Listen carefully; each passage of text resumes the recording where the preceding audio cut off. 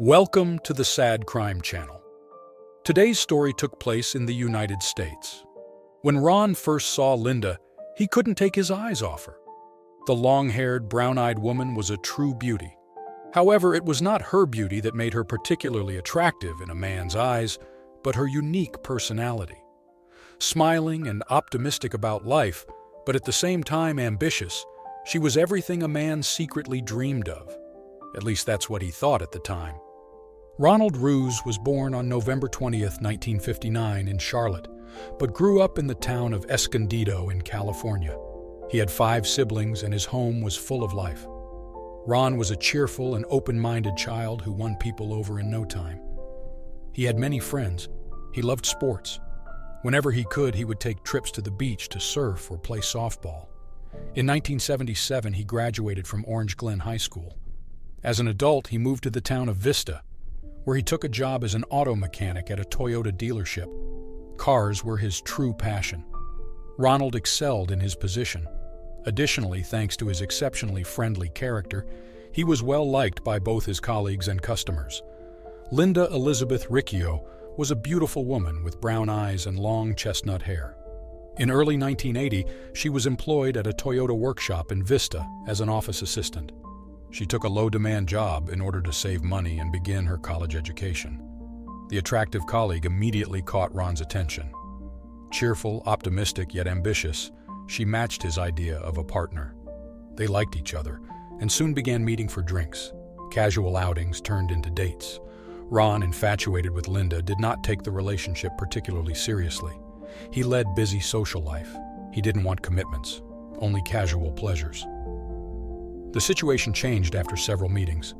One evening, Linda unexpectedly appeared outside Ronald's house crying with a suitcase in her hand.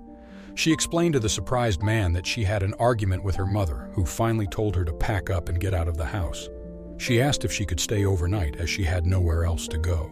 Ron, by nature a good and trouble-free man, agreed to help without a second thought. Weeks passed. Linda's behavior did not indicate a desire to move out. Ronald was not bothered by this. As time passed, the couple's relationship began to tighten.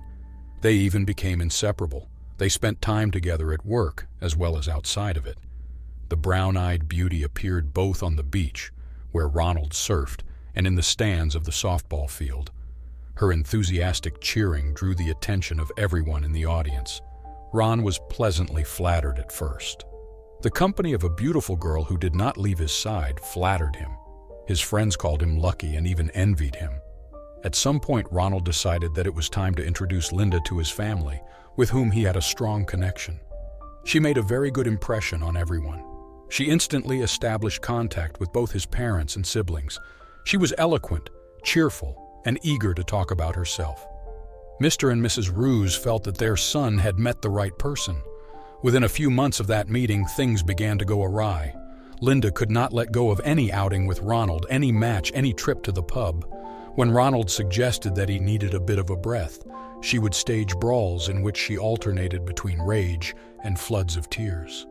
The conciliatory Ronald tried to avoid confrontation at all costs. As a result, he either stayed at home or went out with his woman by his side. The third choice was not an option. Eventually, even Ronald's family and friends noticed that something was wrong in his relationship.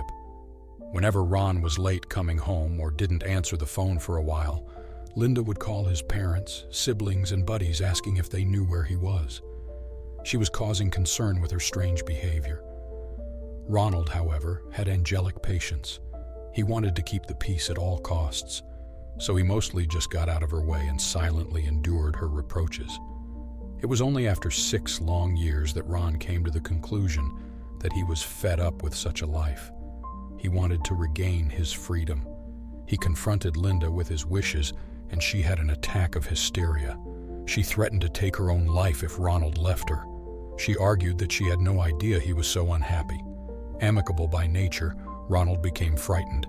He decided to stay with his partner for a while longer so that she could come to terms with his decision in peace.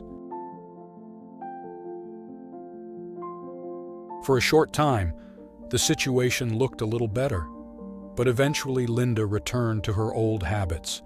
She again controlled Ronald's every move. She manipulated him. She did not allow him to leave the house without prior consultation. Ron began to choke again. He was miserable. When he once again gathered the courage to end the relationship, he again heard the threat of suicide. Only in 1986 he decided to act. He firmly announced to Linda that it was really over and moved out of his own apartment. 27-year-old Linda did not take it well. She convinced herself that these were only temporary problems and things would soon return to normal. The couple still had contact with each other, mostly at work, but Ron consistently stuck to his decision. During one of the subsequent confrontations, Linda threatened suicide as usual. When she realized that these words did not impress him, she changed her front. She stated that in that case, she would kill him. She would also hurt his loved ones. Ronald, having learned from past experience, did not take these threats seriously. The 28-year-old auto mechanic was already determined to reclaim his former life. Without the watchful guardianship of his ex-partner, he slowly began to resemble his former self, cheerful, carefree, seizing the day. In September 1987, a year and a half after the breakup, he met Vicki Woodruff. The spontaneous, smiling, and trouble-free woman made Ron feel the desire to form a relationship again. When Linda found out about her ex's new choice, she flew into a rage. She caught up with him at work and demanded an explanation. Ronald calmly replied that he didn't have to explain anything. He confessed that he was happy and asked his former partner not to try to come between him and Vicki. Linda reacted with an outburst of jealousy. She demanded that Ron come back to her. The firm refusal did not cool Linda's emotions at all. From then on, Linda systematically called her ex both day and night. She hung onto the phone until she heard a voice on the other end. When Ronald stopped answering, she started showing up outside his house. She banged on the door and windows. She screamed so he would take her back. The screams could be heard throughout the neighborhood. As time passed, Linda's obsession seemed to grow. She appeared in all the places Ron used to go during their 6-year relationship. Her presence caused him embarrassment, but also fear. Nowhere did he feel safe, and as a result, his mood and mental condition began to deteriorate. Eventually, Linda began to stage scenes in the car repair shop. She screamed hysterically that she wanted her old love back. Ron was afraid that he would eventually be fired. He tried to talk reasonably with his ex, but his efforts failed. One evening, standing outside Ronald's house, she saw Vicki getting out of her car. She wrote down the license plate number of her car. The next day, pretending to be the cause of a minor collision, she got the woman's details from her insurer. Shortly thereafter, Miss Woodruff also began receiving unpleasant phone calls and letters, from which she learned that she had no right to meet Ron because he was already taken and would soon become a father. Determined to achieve happiness and peace, Ron and Vicki moved to the city of Carlsbad, where they rented an apartment together. Linda gave up her college education and even her job to follow her former lover. Making his life miserable became her only occupation. In October 1987, she met with Ron's sister, to whom she bluntly confessed that she intended to do harm to her brother. On November 13th, Ron filed a restraining order against Linda in court. The judge did not take his concerns seriously. "I would be happy to be stalked by a beautiful young woman," he confessed. The restraining order was issued, though, but both ways.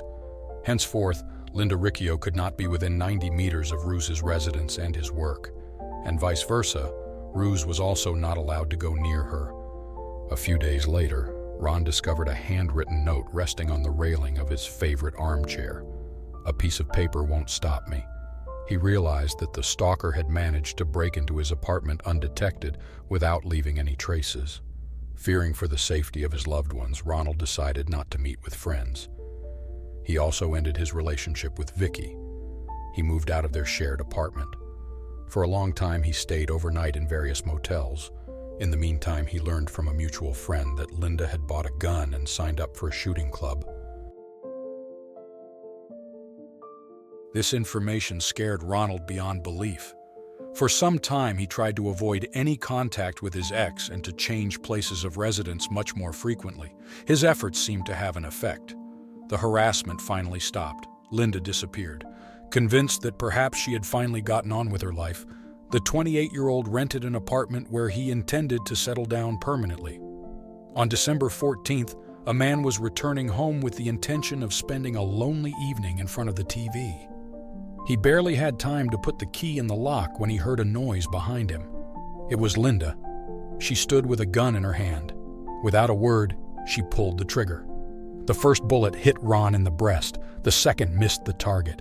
The wounded victim ran to escape, receiving another shot in the back on the way.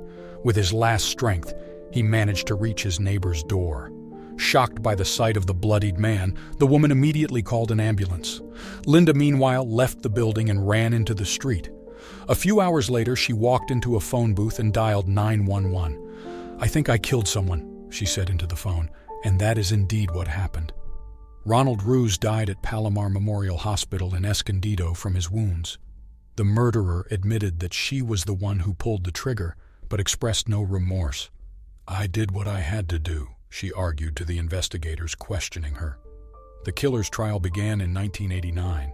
The press dubbed her the Fatal Attraction Killer, comparing her to the main character in the movie Fatal Attraction. Linda maintained that she killed her ex-partner in self-defense. Ronald was to offer her a meeting. She agreed, although she feared for her own safety. As a precaution, she hid a gun in her bag before leaving the house. She had to use it because Ron unexpectedly threw himself at her with his fists. This version has been debunked. Investigators proved that Linda planned the murder long in advance.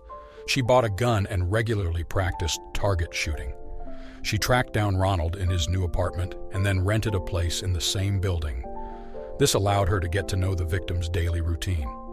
On April 18, 1989, the stalker was found guilty of first-degree murder and sentenced to life imprisonment with the possibility of parole after 27 years. That's the end for today. Until next time, goodbye.